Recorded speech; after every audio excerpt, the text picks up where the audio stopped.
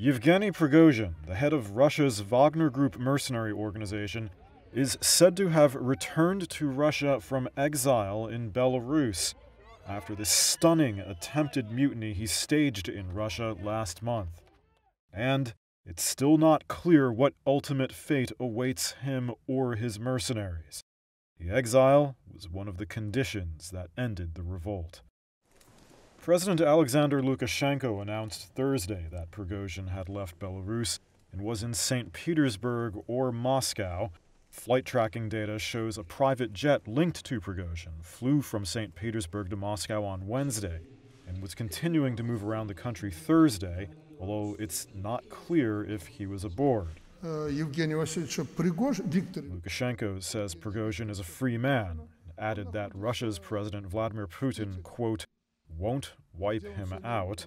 The Kremlin says they aren't following his movements, but confirmed that his exile was part of the deal.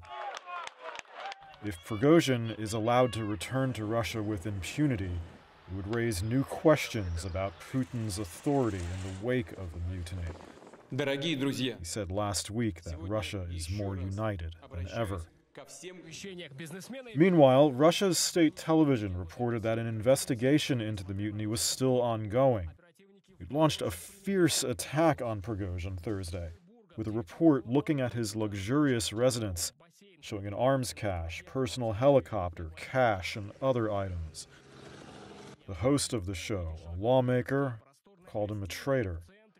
The status of his mercenaries is also unknown.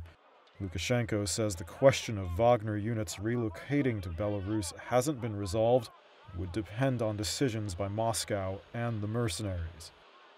Lukashenko had offered to station some Wagner fighters in his country after the mutiny, which has alarmed NATO. It's an offer, Lukashenko says, that still stands.